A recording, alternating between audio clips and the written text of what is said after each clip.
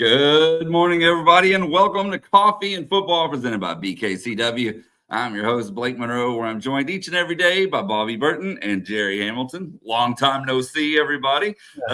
Just back for a little bit this morning. Not going to be here the whole show, but wanted to check in, tell everybody hello. So y'all check in as well. Tell us where you're checking in from, what you're drinking. Get your questions in. Bobby and Jerry will get to those here in just a little bit. But before we begin, I wanted to give everybody an update on Colt. He's doing good. He walked by himself this morning, which was a major event. He also walked a little bit last night. Granted, it was with help. He's standing.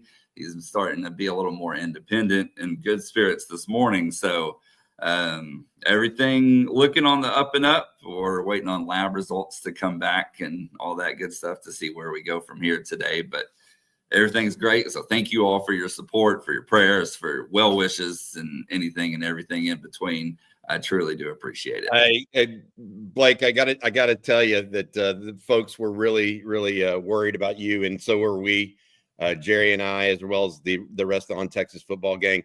As we were talking about here in a little pregame discussion, it's like every parent's worst nightmare, man.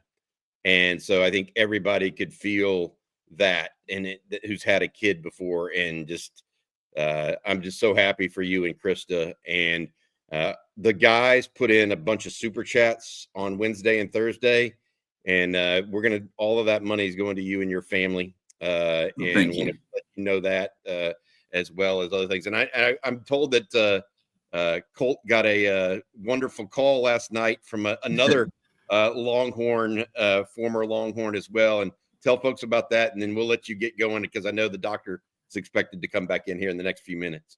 Yes. So, Colt got a call from Colt McCoy last night, and probably much to my wife's dismay because he asked Colt, are you going to continue to play football?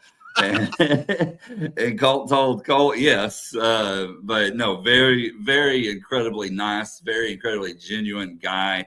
He was actually on his way wherever Penn State's playing. I don't know where they're playing at this weekend, but he was in the airport about to catch his flight to head up there to call that game this weekend. And, he texted me just out of the blue and said, hey, I'd heard about Colt. I would like to talk to him. So he had a great conversation with Colt. It was actually the first time that Colt genuinely smiled himself without Krista making him smile for pictures or, whatever it may be. But, it was really cool. So a big thank you to Colt McCoy. And I'd also like to give a special thank you to real quick, guys, to Bobby Gaithright, an OTF member as well. He has been incredible. So I want to thank him as well. But it was really cool. He came up and visited you and the family in the hospital and gave y'all some gifts and stuff. And thank y'all for taking care of Blake.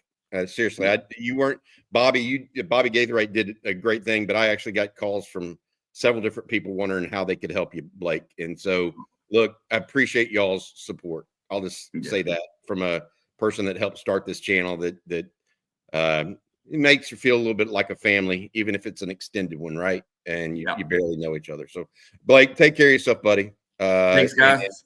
I'll read some of these super chats that come in and everything. You go take care of your son, take care of your wife too, because I'm sure she's, you know what I mean? She's, I know how I would feel. I can't imagine if my son was hurt and how my wife would feel, Yes. So, definitely. Your family, buddy. All right, guys. Thank y'all so much. And I'll see y'all Monday morning. Hook 'em, Blake. Take care, Hook 'em, guys. Bye. Jerry, great news there for Colt Monroe. Really happy about that. Look, we got some news to go over for the Longhorns this morning. Injury report came out last night. We'll go over that. We're also going to talk a little bit about the Florida injury report.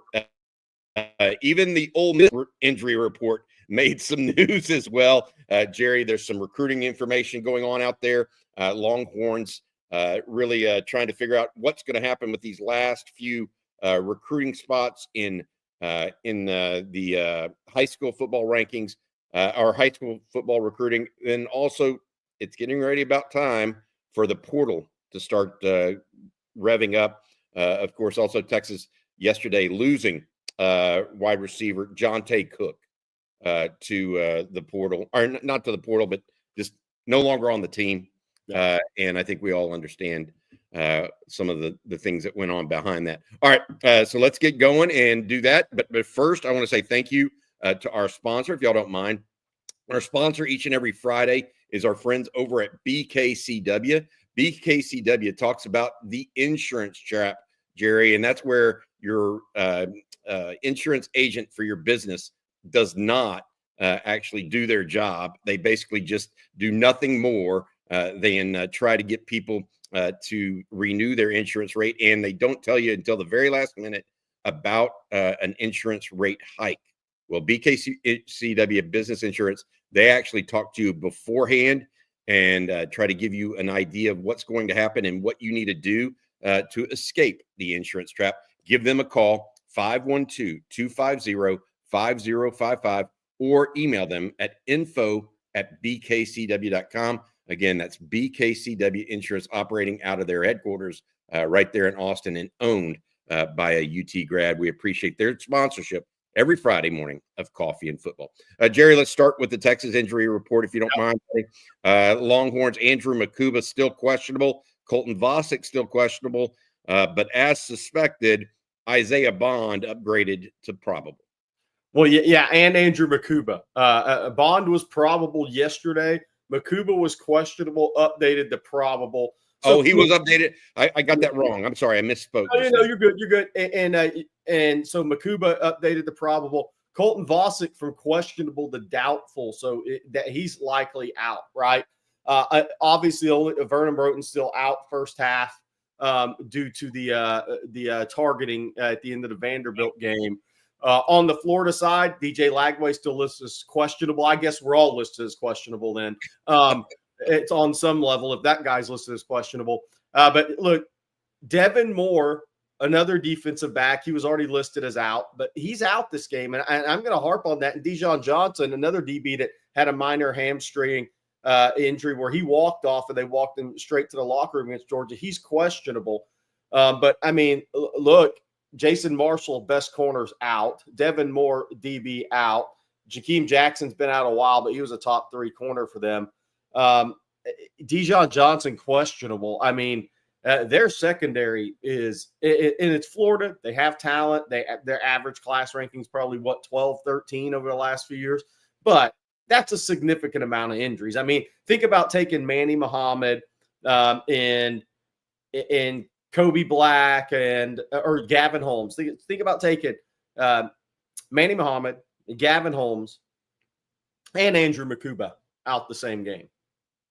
I mean, they have significant injuries in their secondary.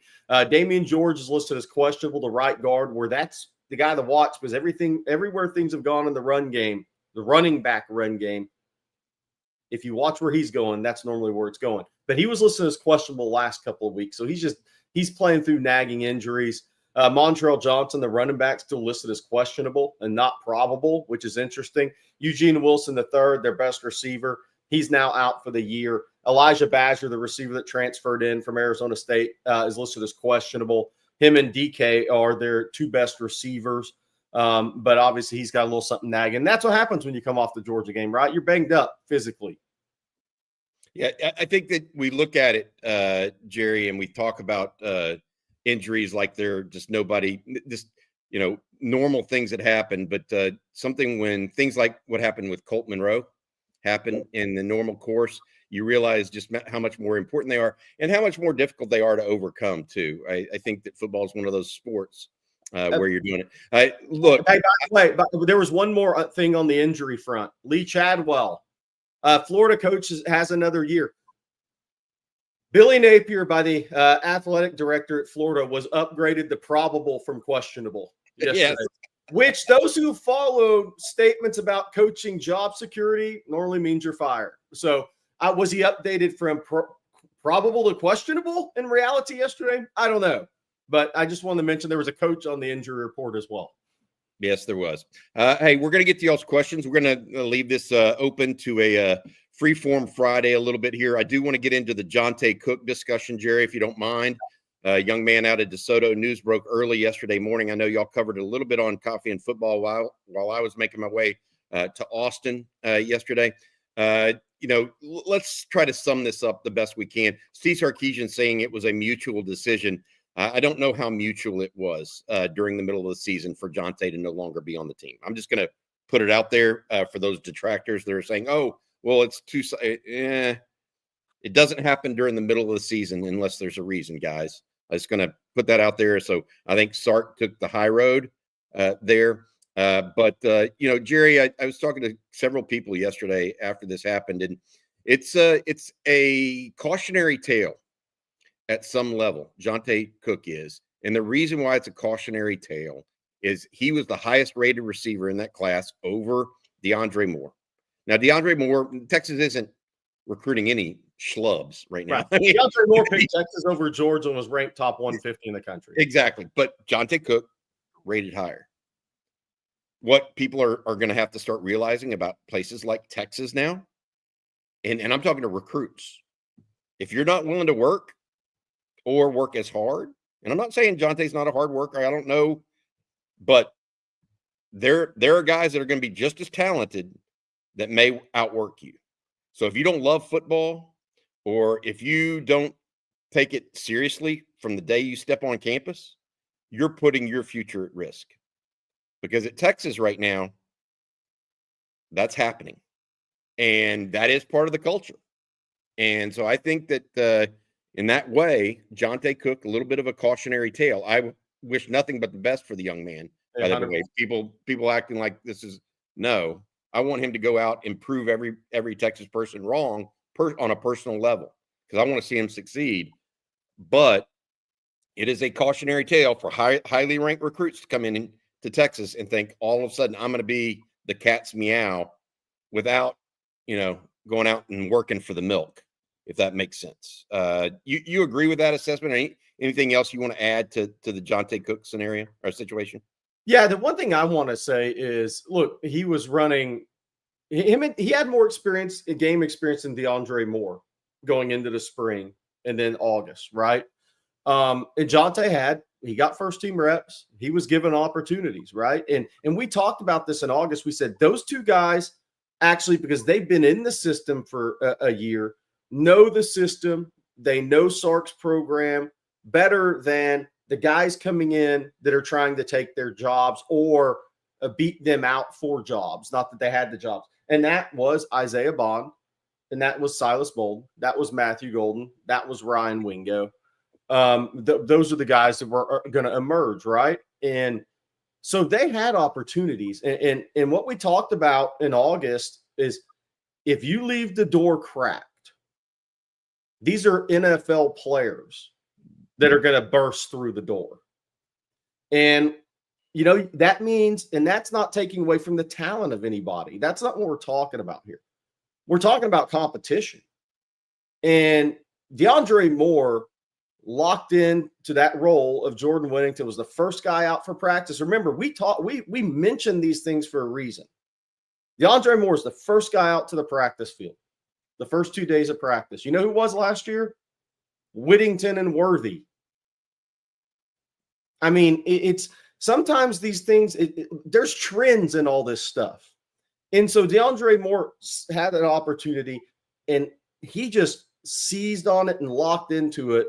And he is maximizing his role in year one of having that opportunity. He's really maximizing his role. That means playing perfect football. He's maximizing his role. He hasn't kept the door open for somebody to take away his job. He's slamming it shut behind him is what he's doing. Yeah. I mean, and that's competition. I mean, and that's what happens in all these programs. I mean, the same thing happens at Georgia. Same thing happens at Alabama, USC under Pete Carroll. How many higher ranked receivers? I'm just going to put this out there. How many higher ranked receivers did Georgia have other than Adonai Mitchell when Adonai Mitchell went in there and started as a freshman? It's a good question. Half dozen? Well, Arian Smith definitely was because he ran. But a half dozen? Yeah. I mean, what about Ladd McConkey? Did the same thing at Georgia. Yeah. Half dozen guys ranked higher than those guys. All they did is go in there and say no. I mean, and they had just as much, if not more talent in some cases, even though they were ranked lower. I mean, this happens everywhere at good programs. I mean, that is what happens. And Competition breeds that, and I think that's what's happening at wide receiver. I do want to get to Randy Bobandy's question here.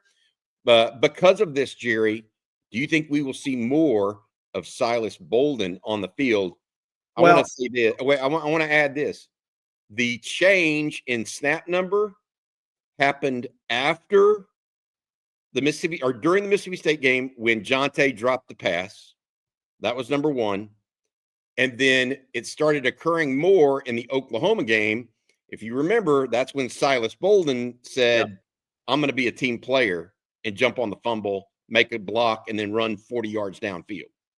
So I think that is a clear indication, in my opinion, Randy, that we will see not necessarily more of Silas, because Johntay didn't get a snap against Vanderbilt. And as CJ Vogel told us, look, Aaron Butler traveled with the team to Vanderbilt. And so it is what it is. And here's the thing. If there was ever a just glaring light situation, it was that Isaiah Bond did not play against Vanderbilt and Johntay didn't get any snaps. Yep. That was the most telling, because when there's opportunity, who did they give the opportunity to? And that was it. Yeah. So people are saying, well, this means that this could have been in the works for a while. And I would say yes, but I am told that there was something that happened this week that put that over the top. So that's why when we talk about this situation, we talk about it in the way we do. All right, guys, I want to get to the super chats real quick, because so many of you guys are being very gracious to Blake and his family in a moment of need. I'm going to read all of these out. Edward Kodecki, I hope I'm saying that right. No, I know it's not much, but this is for you, Colt. I don't know you personally, but I believe you will come out stronger than ever. Hook 'em. This is from Kelly Hill. Hook 'em. Colt. Edmund Lee, GM. Good morning, Blake and OTF family. Best wishes, Colt, for a speedy recovery. Hook 'em. Great update on Colt, Josh Marquette. And I do want to get back to that because we have so many people that come in during the middle of this. Our normal co-host and actual host of this show is Blake Monroe. For those that are unaware, his son on Tuesday was injured during a football practice at his school. Ended up having to be life flighted. It was a totally innocuous hit, according to Blake, like an every down, everyday hit. Nobody was doing anything crazy. But his son writhed in pain, ended up being life flighted to Cook's hospital in Fort Worth. He had a ruptured spleen. He has then had a procedure done after several blood transfusions. Really was bleeding internally and very, very sick. Was in the ICU for 2 days on a ventilator as well. So he is now, as Blake told us this morning, up and walking a little bit today, actually under his own ability. So that is a great update indeed, Josh. This is from Darren Lyon. Get well soon, Colt. Thank you, Darren. Trace Little, my super chat wouldn't go through yesterday for the Monroe family, so here it is today. Thank you, Trace. Juan Garza, Blake, will you let Colt do a super chat? We may have to. Colt Monroe likes to do super chats from his 8th grade health class, or his first period health class, I think sometimes. Cinco de Mayor, hang in there, Colt. Take care of the family, Blake. This one from Lou Dog. God bless Colt, Blake, and family. And great news on Colt from Jack Lala. Blake, buy him a burger from the OTF OGs. I love it. Thanks, guys, so much. That is really, really just heartwarming in so many ways.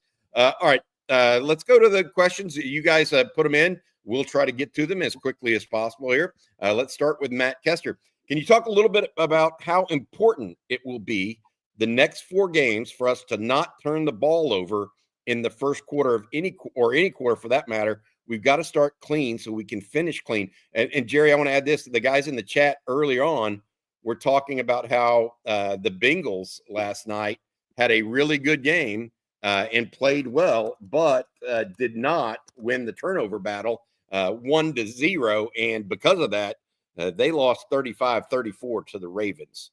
So turnovers in increased importance right now. Yeah, so I want to put this out there. I don't expect perfection. I want to say that. I don't expect perfection. Is Texas going to go turnover free the last 4 games, 2 of them on the road? No chance. If they do, wow, I'll just come here and say amazing. I don't think that happens. It's football. It's college football too.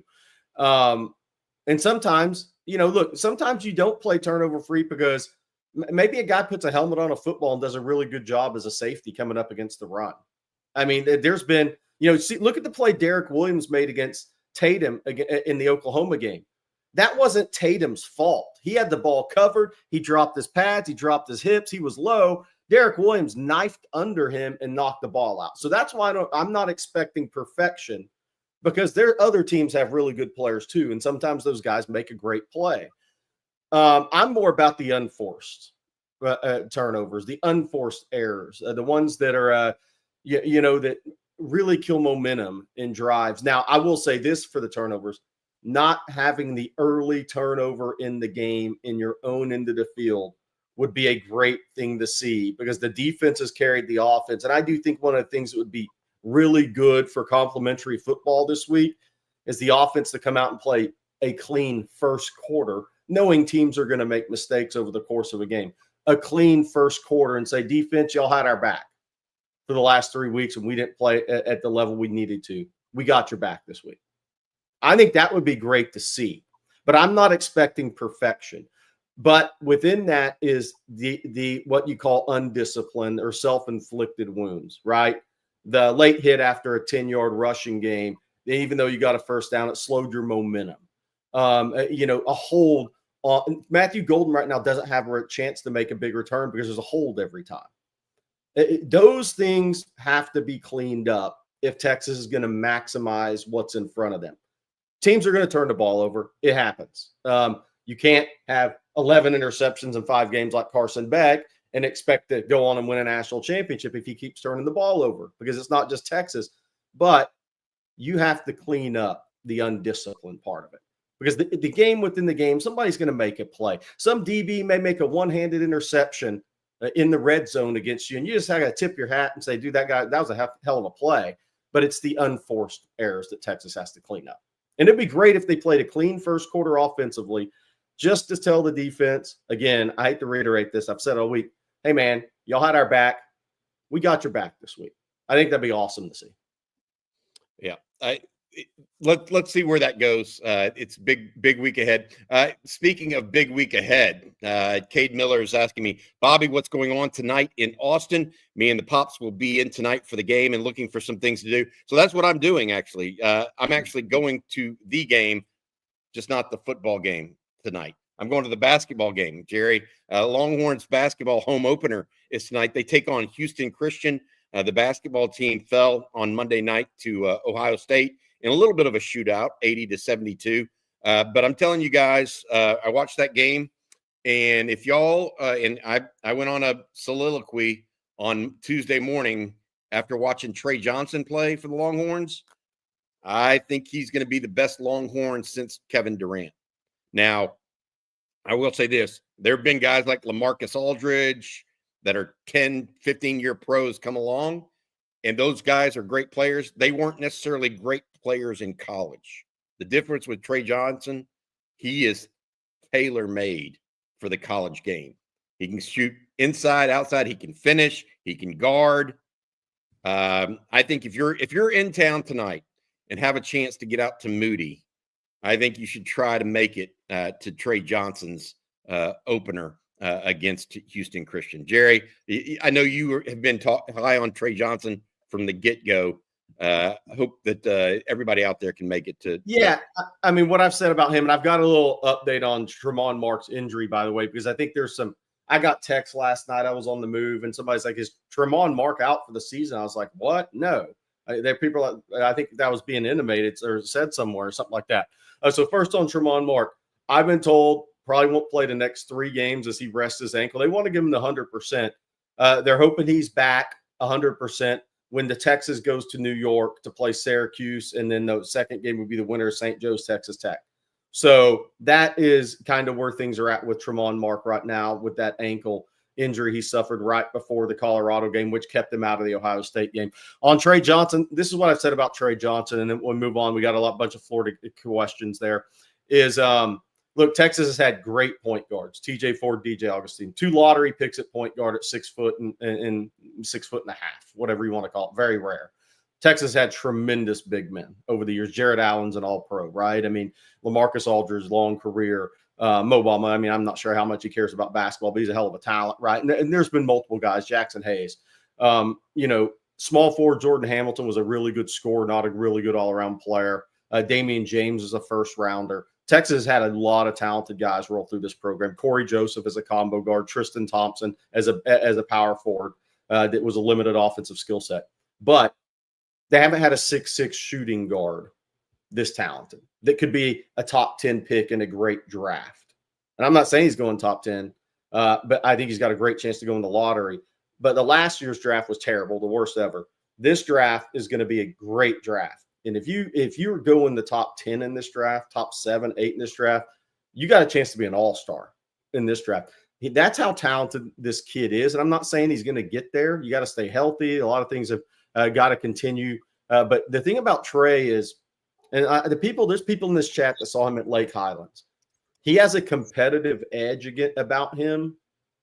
The willingness to go in and be physical from day one. You saw some people that watched the Ohio State game, that the Micah Parrish guy was getting physical with him early in that game. You thought he was.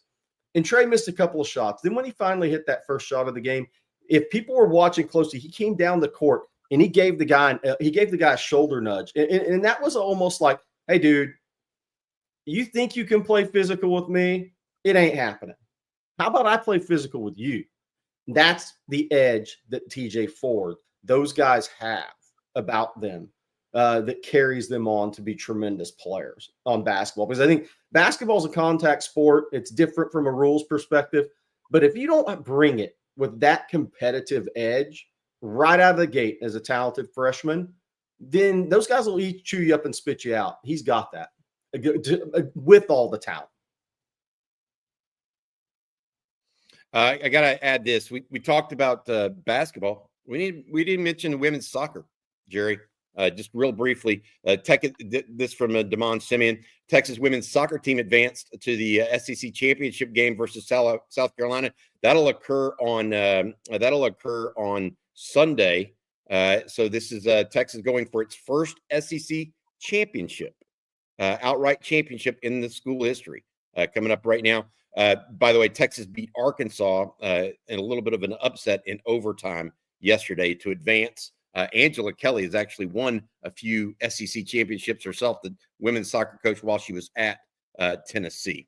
All right, Jerry, let's move on. A little bit of Florida talk here, if you don't mind. Yeah. This one from Brendan Power Sox. The athletic director at Florida, Scott Strickland, did that. He basically gave a letter of endorsement to his coach, Billy Napier. Did that to prevent him from hurting Lagway by playing him too fast and or by trying to keep DJ Lagway out of the transfer portal if he likes playing for Billy Napier. I would say there were 2 reasons for that. The uncertainty at the head coaching position might have Lagway, who is, I'm telling you, that they view him as their savior in Gainesville right now. Keep him from getting into a situation where he might want to transfer. And we're hearing behind the scenes that there are several teams right now looking for quarterbacks in the transfer portal that Texas would be playing against next year. So that was the spin. That was the spin I was going to put on this. Just my opinion. The one thing about that release, that statement, nowadays, if you have a really good young quarterback, people are trying to recruit that guy right out from under you. Absolutely. And it's probably very important, no matter what happens with Napier, because the rest of the season will probably decide that unless they already have their guy and it's just waiting to be announced. This is important because people are contacting people around Lagway saying, hey, Napier's not going to be there. He's getting fired. Period. Why don't you come over here? Just transfer over here. That's what's going on.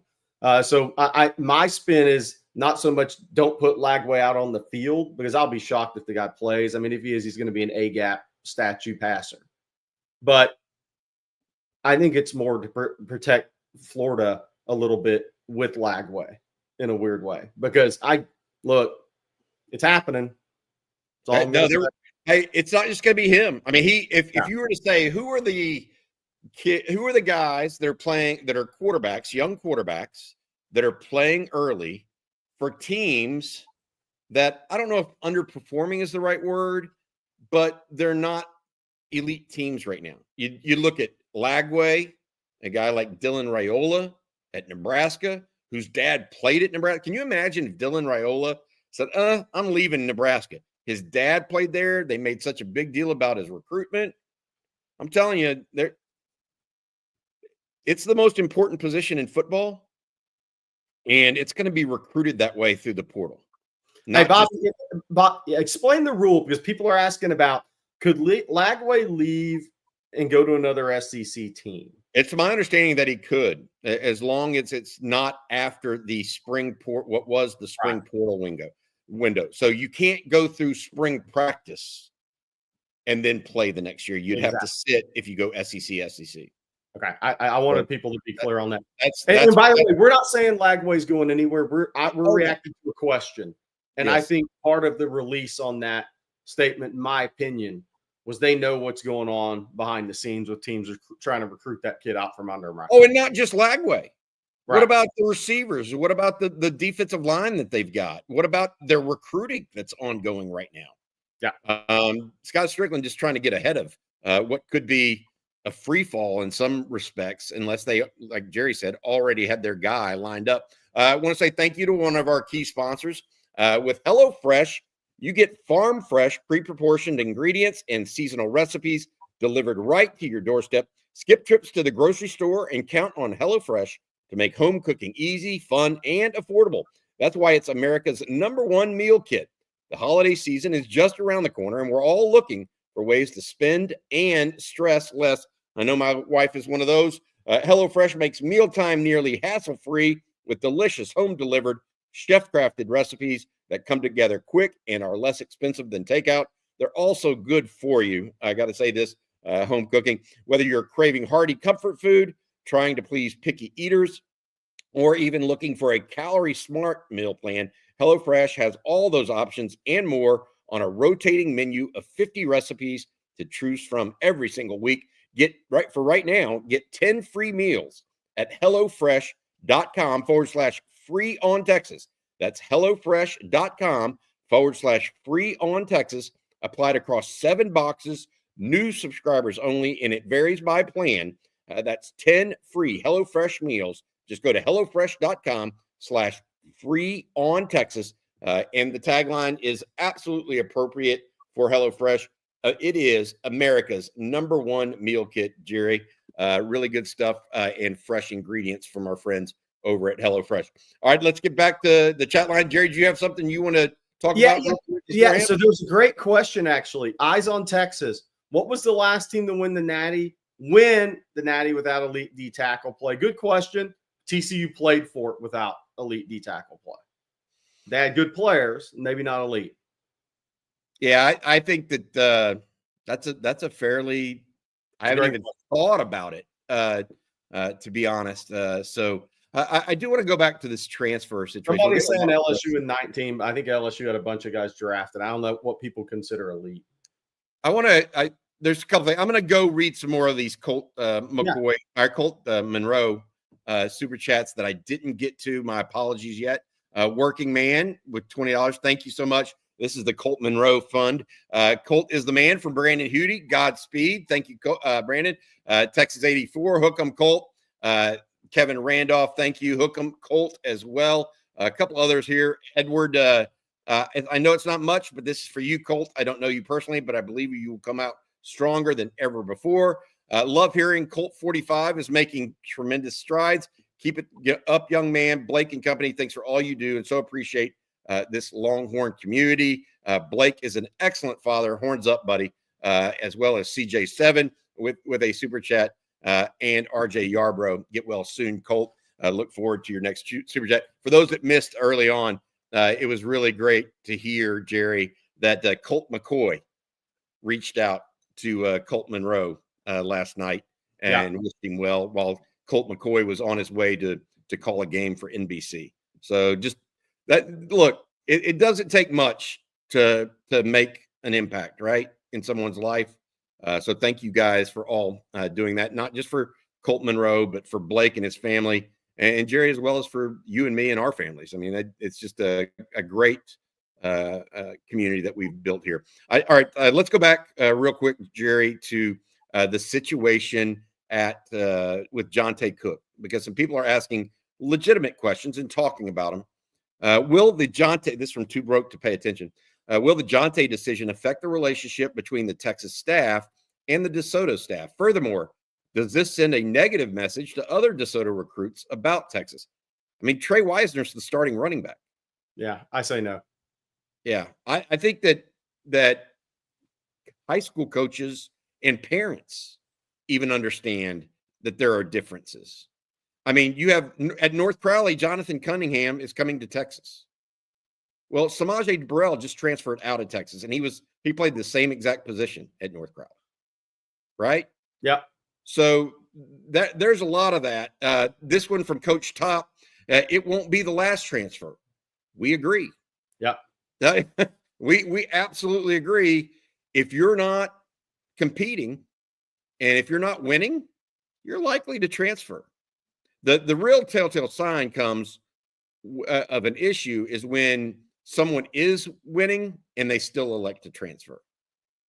That may be a culture. What's going on here? Or is this guy just not a fit? Would you agree that's the problem, Jerry? And Jerry, I got to step away for 1 minute. I'll be right back. I'm going to let you talk. Yeah. So I would say this. I think the one thing about that we're seeing in the transfer portal is once you've made a decision that you're going into the portal during the season, and it happens, you tend to not be as 100% locked in. And I think that's human nature, right? If you make a decision during the season that, look, man, I'm out of here, this isn't working out. I mean, are you still going to be as 100% locked in the remainder of that season? Because it's a demanding season, demanding life as a college football player. You know, off weeks are strength and conditioning. I mean, there's off weeks aren't off weeks, and it's not like vacation. It keeps going, and even when the coaches aren't around, if they're on the road recruiting, it keeps going. So that's kind of the thing I'm finding a lot is once you mentally are like, I'm out of here, and I'm not saying these guys are wrong. I don't live their life. But what I'm saying is once you make that decision that I'm out, then are you really going to be 100% locked into the day-to-day demands? Because there are day-to-day demands of this at a high level in college football with these programs that are winning. And that's always the struggle, I think, for guys when they decide, you know what, this isn't working out for me. I think I'm going to jump in the portal here. But there's still 6 games left in the season or more. And are you going to stay as 100% locked in all the things you're required to do to be part of a team? That's normally where you see things happen. And what I'm gathering, not just to Texas, I'm gathering. You know, kids you talk to, kids you covered, people you talk to, high school coaches that know. I mean, things such as that. All right. Some other questions here that I want to, I've got kind of starred and want to get to. This one from MJF. Why aren't we getting better push in the run game? Personnel scheme. Should we be asking big humans to move forward more instead of parallel to the line of scrimmage? You know, it's interesting because Kentucky, when they hit Florida in the run game, and less this year, in past years, it was a bunch of counters. But Jerry, it's not necessarily what I think he's talking more overall. No, I know. So Texas runs more a lot of zone scheme, and it's outside zone. They haven't run as much They haven't run as much power inside run. That's what I'm saying. Yep. Because I think it's personnel right now. It's not necessarily offensive line personnel, guys. Running back personnel. You agree with that, Jerry? I mean, they're not running in. They've basically abandoned inside zone against Vanderbilt. They ran it 2 or 3 times. Look, against Alabama, they ran that thing 10 times. Yeah. And I think it has nothing to do, and that's with the same lineup of offensive linemen, by the way. The only difference is the running back. The one thing I will say is I think, and look, I'm not sitting here, I'm answering a question. I'm not the offensive line coach. It's not my scheme. I'm not saying negative. I'm just trying to answer a question. Yeah. I think playing around guys leads to more holding penalties. I will say that. Or What gives do you mean by that? Like playing like the zones and stuff like that, so just man up? Yeah. I think it leaves you a little more susceptible to holding calls. I think that's fair, and I think we've seen that.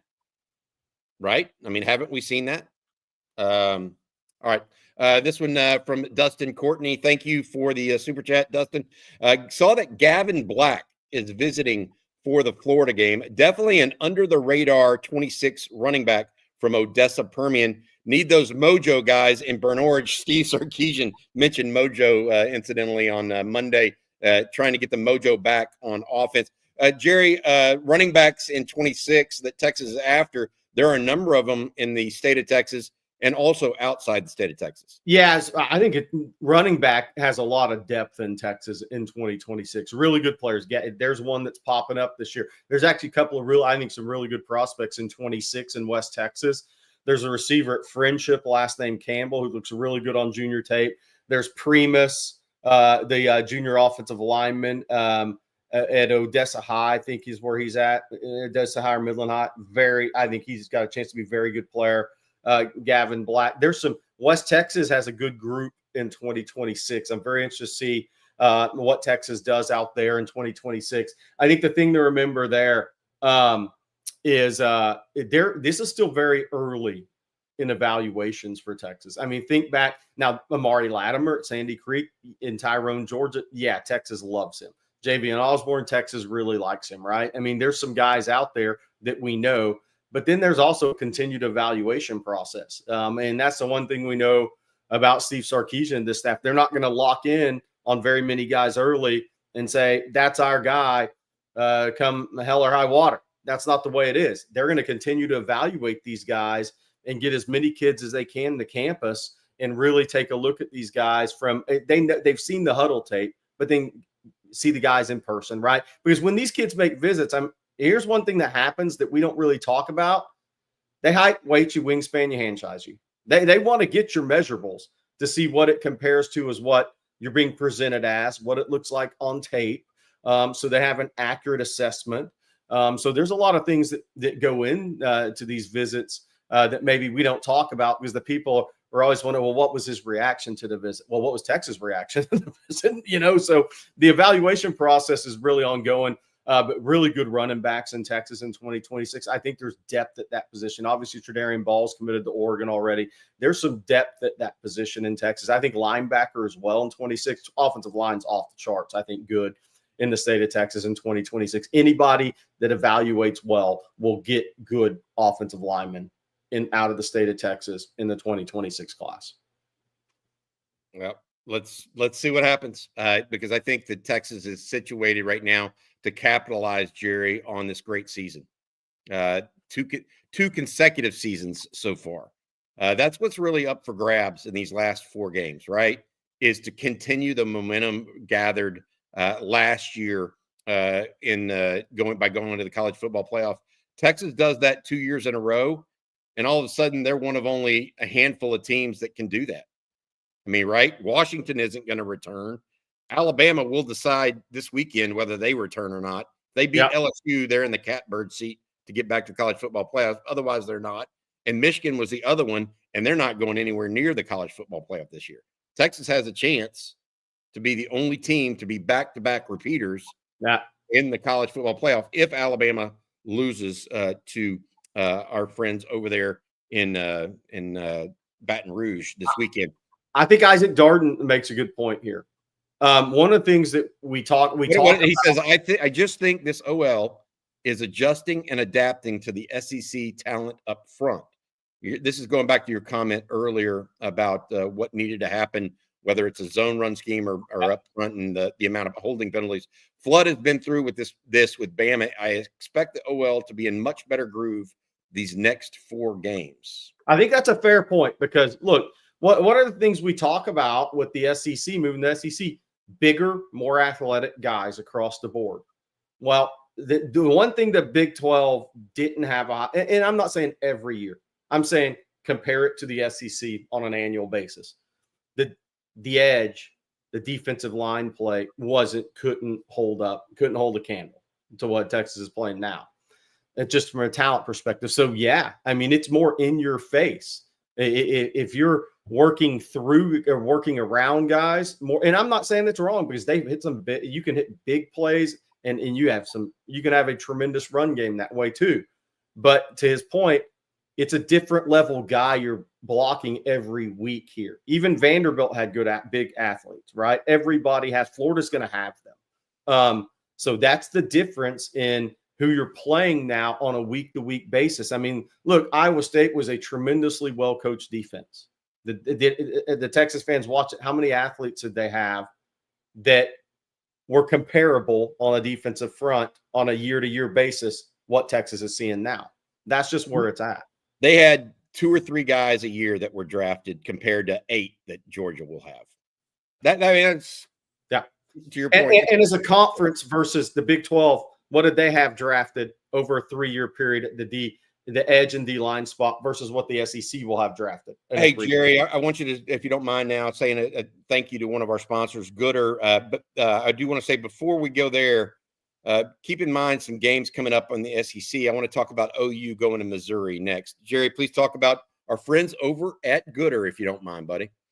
Yeah, absolutely, man. I don't have the shades today; they're in the car. But why Gooder? Why are they on my head every day? Right? Whether I'm out walking, running, jogging, I don't jog, cycling, whatever I do. Stylish sunnies starting only $25 a pair. No slip, no bounce, all polarized, all fun. 1-year warranty. You don't need it. 30-day free returns. I gotta read it.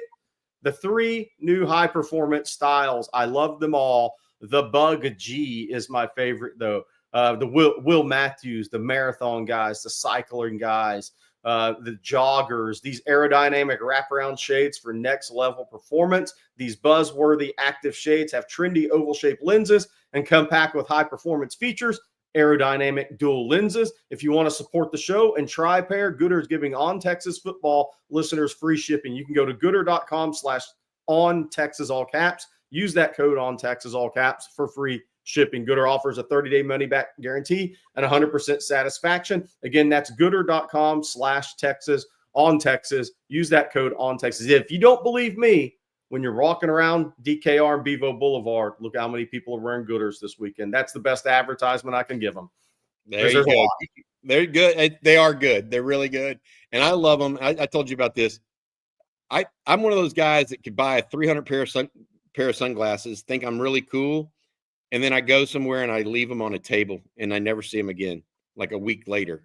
And so Gooders are less expensive, and so you can buy multiples, which I think is great. All right, Jerry, question for you here. We talked briefly about Alabama, LSU, and some other things.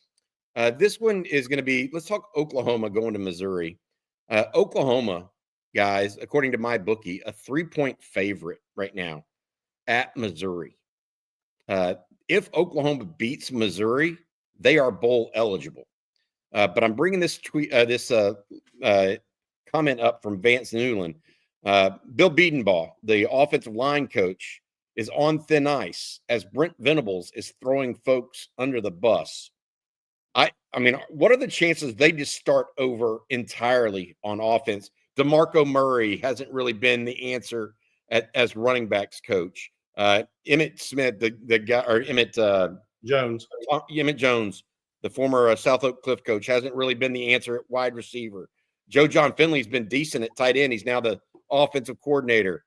Does OU just start all over on the offensive side of the ball? And if Bedenbaugh is gone, does that have any effect on a guy like Michael Fasusi? Well, that's the thing. I want to say this. I think Emmett Jones is huge in recruiting in Dallas, and all his guys have been hurt this year. So that, to me, I leave him out of this discussion. That would actually hurt Oklahoma recruiting in Dallas, in my opinion, which is getting tougher by every game A&M and Texas both win when they're both good at the same time. As far as the Missouri line, before I get to Bedenbaugh, I think that's all centered around Brady Cook in his health going into this game. And maybe the Missouri offensive line has not played real well this year. But if Brady Cook didn't play against Bama 34-0, if Brady Cook can't go against Oklahoma, that dramatically changes Missouri's chances, even though it's a home game. So if Brady Cook can go and play effectively, I think that changes everything in that game. But as far as the OC, what Venables does is going to be fascinating to me, because if he loses this game Saturday, if he goes 5-7, what OC is he going to be able to get? Who's going to leave their on a short leash, right? That OC's got a 1-year deal, basically. I mean, people are saying Will Stein. Is Will Stein really going to leave Oregon to come to a 5-7 program when Oregon's going to rank number 1 in the country, and he's one more good season away from probably being a Power 4 head coach somewhere? I think the one that they want and should want is the guy at Indiana. I mean, he's done a really good job there for Curt Cignetti.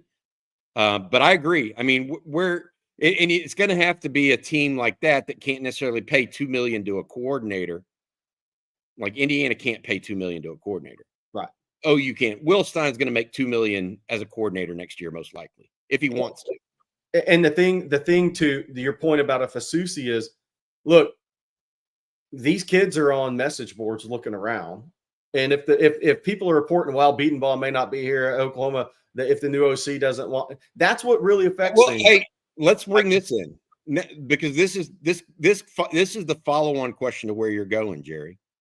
Is if Craig Johnson has it right, if A&M, UT, and SMU keep winning, how will that affect OU recruiting in the state of Texas? That's why I said if I'm Oklahoma, Emmett Jones is on my staff. I mean, all his receivers have been hurt this year. That would really hurt you in Dallas, I-20, along I-20 from Fort Worth to Lancaster. That would not be a smart move by Oklahoma, in my opinion. But that's what sometimes when you hire a new OC, if it doesn't come from within, sometimes you got to say you can hire your guys to get them to leave a good job. You can hire whoever you want. Well, what goes by the wayside in that? I mean, that doesn't mean you can't come in and hire somebody and kind of get back. But there's certain guys that if they leave or if they're forced out, man, it can hurt you in a class in recruiting. And Dallas is, I think DFW, and I'm not saying Oklahoma's not going to have success in DFW. They're 2.5 hours away, but it's still a tougher game now for them, I think, than it's ever been, because Texas is really good. A&M is playing well, and SMU's got mojo they haven't had since Eric Dickerson, right? So there's a difference. And the other thing is, those 3 programs are hyper competitive in NIL on top of it. Absolutely. So DFW is a dangerous game for Oklahoma right now. They need to finish off this season with a win or two, honestly. They need to upset an Alabama in a game. Need to, yeah, I know. They but if they go 5-7 and then they clean house offensively, and while Texas A&M, I think chat and LSU, when's the last time A&M and Texas were both good at the same time? I think somebody said in the 70s, right? I mean, for a long time. 50 years. Yep. Oklahoma hadn't had the battle in DFW, A&M and Texas being good in 50 years. Or so let's just say never. All right. This is On Texas Football. I'm Bobby Burton, joined by Jerry Hamilton. Blake Monroe, for those of you just joining us or joining us recently, is out today. His son Colt is, who we talked about earlier, was injured in a football practice on Tuesday of this week. Ruptured his spleen and was life flighted. He is now resting comfortably, we are told, in a hospital in Fort Worth. Colt is doing much better, and Blake will be back with us next week. We appreciate all of y'all's kind thoughts and appreciate making this a community as well. We're going to talk a little bit more here. We got another 10, 15 minutes on this Friday live stream. Guys, we also have other things coming up tomorrow as well. I want to make sure you guys are aware of what we've got going on in that regard. Texas. We've got the Saturday morning convo. Myself, CJ Vogel, Rod Babers get together early tomorrow morning. And then I'm headed over to the Texas tailgate, brought to you by our friends at South Point Dodge and Hargrove Roofing. Watch with us with the 11 o'clock game. That'll begin at 11 a.m. Then we have the post-game live immediately following the game, brought to you by our friends over at Yingling Flight and Faust Distributing. Please feel free to join us anytime tomorrow. Also, myself and Rod Babers, as well as Jerry Hamilton. Well, actually, Rod and I will be at the co-op today at 3 o'clock. Come join us. And then, Jerry, you will be, I don't know where you're going to be. Are you going to be on the road to a football game tonight or something? But Jerry will join us for that live stream at 3 as well. Yeah. And then I'll be at the basketball game later this evening versus Houston Christian. All right, let's get back to the message boards and, or not the message board, the chat, and talk a little bit about some things here. Corey J has a good one, Jerry. Question on our game versus A&M in a couple of weeks. Do we game plan for Marcel Reed like we did for Michael Hawkins? Probably somewhat. I mean, I think that the difference is that Marcel Reed has better tools around him. And so you would expect them to be more successful than just putting 3 points up on the board. Yeah. I think there's some similarities there, right? Yeah. I mean, Noah Thomas is better than any receiver that Oklahoma could put out against Texas because they were all injured that day. I think A&M's offensive line is playing at a much higher level in the run game than Oklahoma's was. Now with Le'Veon Moss out, Reuben Owens already out for the year. What is that going to look like? Now they have an off week, which really helps them. Then they have New Mexico State, which really, really helps them. Then they have 2 physical games in a row. Say what you want about Auburn, but Auburn's still got big athletes. And that's a physical game up front, working to run the ball. Then they have Texas. So it'll be interesting to see how things change. So you got to really look at the Auburn game. It's not going to show up against New Mexico State. What's that Le'Veon Moss impact? But somebody asked about one of the things I want to spin off from somebody asked about Alabama LSU. What A&M did against LSU when Marcel Reed came into that game was gave Kalen DeBoer some really good tape to look at how to use Jalen Monroe and his backs in the run game effectively against LSU this weekend. Something to watch in that game. I think that's possible, but I think LSU was so totally surprised by it, Jerry. They weren't ready for the zone read. I think they will be. I still think that to your point, I think LSU. I think the bigger problem is LSU can be run at. Yeah, with a mobile quarterback. Period. But I think that I go back to that game and literally LSU was suffocating A&M. Enter a running quarterback with the zone read and everything. It's like the Red Sea parted for the Aggies. And so I don't think LSU will be as surprised by that. I also think that LSU having a first-year coordinator didn't help in that game. And what I mean by that is he couldn't say, oh, remember when we played such and such 2 years ago or a year ago and the linebackers you needed to do. There was no institutional knowledge for him to communicate a change, such a drastic change in offensive style within a game. I'm wondering, my question is this, what's Connor Wegman do next year? Is he in the portal, Jerry? Or does he try to go pro? What happens? Marcel Reed right now looks like a really good quarterback, but he hasn't necessarily been a great thrower of the football at this point. And by the way, that doesn't mean A&M doesn't think they can go to the portal and find somebody better. Yeah. I mean, neither one of those guys are safe. I'll tell you that right now. Yeah. All right. Derek Smith, 55 with the super chat. Thank you, Derek, for the super chat. Longhorn Nation. We can't have our cake and eat it too. We want a top 10 class every year and wonder when good players leave. Sark is building. This is a infinitely true statement, Jerry. Yeah. This is kind of what I was getting at. When you play, the saying "iron sharpens iron" is really used towards practice, like practicing against other good players. But it also means another thing, and that's that. Look, you bring in 2 pieces of steel, and which one's going to be molded the best? Or take to being molded the best, forged the best. And so, as we said, Johntay Cook, really talented. DeAndre Moore, really talented. Maybe Johntay Cook's a hair more talented. Maybe he's not. I don't know. Okay, regardless what recruiting rankings say. But which one took their opportunity? And so I would tell every blue chip prospect that enters the University of Texas, better come ready to play. And of all my takeaways, it has nothing to do with, other guys are going to transfer. There's a standard now at the University of Texas. Meet it, exceed it, go out there and earn it. Otherwise, it's gonna happen. It's a serious football school right now. It's the way it's going to be. You agree with that, Jerry? You have anything to add? Yeah, no, and I think, look, it's this stuff. It always comes down to with highly ranked kids, whether you rank 30 or 150, there's not that big a difference. Maybe one guy's 0.05 faster in a 40 if people are ranking this off a combine, half-inch longer arms, the hands are a little bigger. It's all about maximizing your talent. That's what this has always been about. And I don't think it's any different in our lives.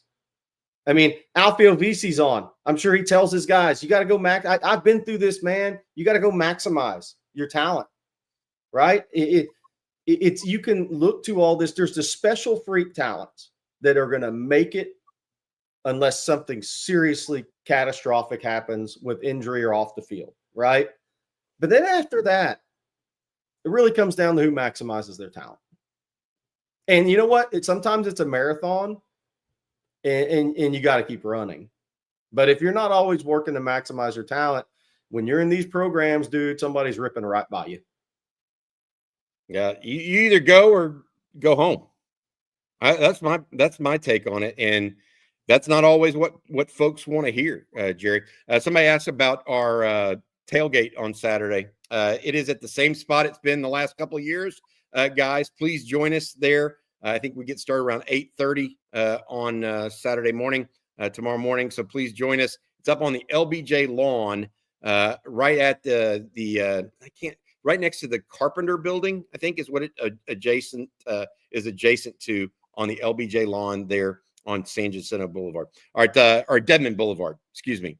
It is on the northeast corner of the stadium, about almost as far to Dean Keaton Boulevard as you can get before that. All right, we need to say thank you to our sponsor one more time. Our sponsor again for each and every Friday's live stream on Coffee and Football is our friends over at BKCW. BKCW talks about getting you out of the insurance trap. The insurance trap, what is that? Well, it's when a insurance company comes to you at the very last minute and tries to give you a rate increase without telling you or explaining why, or giving you various options to reduce them.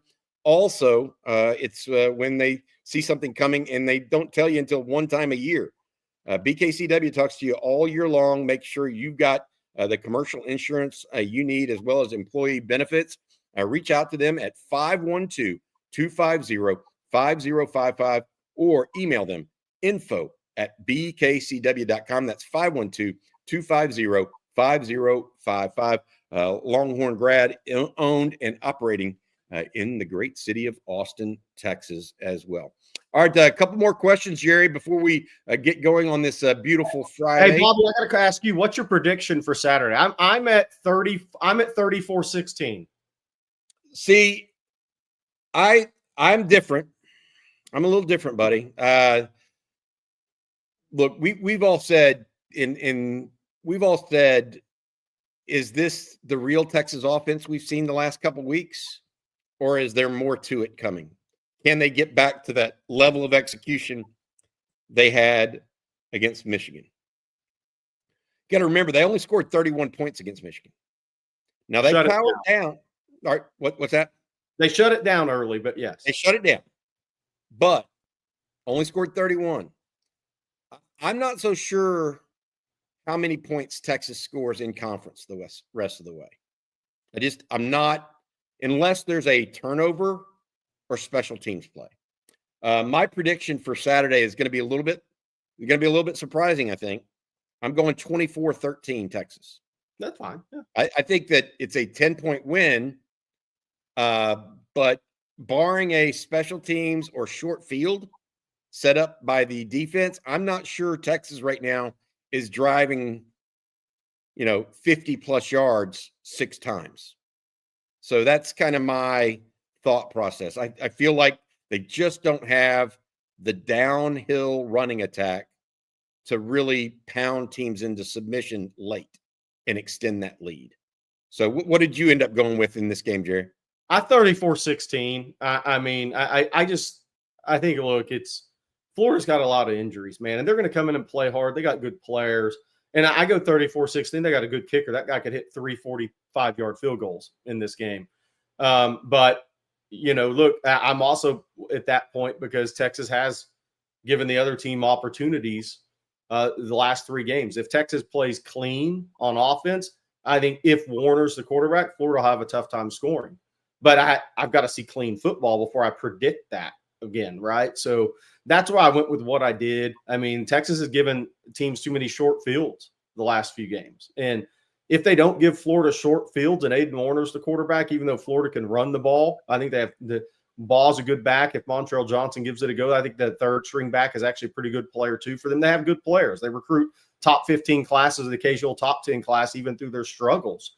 But if Texas plays clean offensive football and doesn't hand the ball to Florida inside the Texas 40, I think Florida with Warner will have a tough time scoring. But I just got to see it first. I'll tell you what, a couple of you guys, there will be no happier person. A couple of guys, Isaac Darden, some others, put in 40-plus points for Texas. Jerry King, 42-10 Texas. There will be no happier dude in that stadium than Bobby Burton if Texas gets back to scoring 40. Yeah. I mean, I'm here to tell you. If that happens, I'll just say this. Texas scores 40 against Florida. Texas is going to college football playoff, guys. Yeah. Because they're going to win. That means they will beat Arkansas and they will beat Kentucky. It'll be a hell of a game against A&M. We'll see who wins. No. But if Texas can score 40 against this Florida team, everybody else needs to look out. That I just don't know that they can. I haven't seen it. Part of that is playing all around game to give your offense that opportunity. How about when Matthew Golden has a big kick return, it's not called back? Yeah. How about when he flips the field with a kick return? Oh, it's not called back, and it's a 60-yard difference to start a drive. I mean, if Silas Bolden's been really close to busting one, is this the week he I mean, is this where something happens from a special teams point of view to maybe flip the field twice and you have some short fields, right? So it's not just about, for me, when I look at it, and it's not just about going 80 yards 6 times to score 40. It's about all-around game, play a cleaner game. We just haven't seen Texas play the clean game in a while. I would love to see it. Got it. Let's finish with this because this ties in to the offensive discussion, Jerry, from Papa Horn. You have to at least occasionally make the other team pay for committing extra personnel to pressure the quarterback. Win at least a few of these. Isn't that really one of the bigger pieces? For me, it is. Quinn's performance against the blitz. Have we made teams truly pay for sending extra people on the blitz? And I can't say Texas has on a consistent basis. Not enough so to make me think they're going to score mid-30s or in the 40s. That's probably, and it's that and the lack of the interior running game that gives me pause right now. I get it. And yeah, that needs to happen. Yeah. All right, fair enough. All right, that's going to do it for this morning's Coffee and Football. Thanks for joining us. I hope you enjoyed a good brew while drinking and listening to a little Longhorn talk from Jerry Hamilton and myself, Bobby Burton, as well as getting a check-in from our friend Blake Monroe. Colt McCoy, I hope you Colt Monroe, excuse me. I hope you have a good and healthy recovery, young man. I hope to see all of you guys out there at the tailgate tomorrow morning and or at the co-op later today. Also, thank you to our sponsors, BKCW Business Insurance, as well as Hello Fresh and Gooder the Sunglasses Company. For Jerry Hamilton, I'm Bobby Burton. Guys, we'll see you tomorrow. Let's go 8-1. Texas 7-1 headed into tomorrow's contest. 11 o'clock on ABC, by the way, for those wanting to know. Jerry, we'll talk to you again later, bud. Everybody else out there, hook 'em.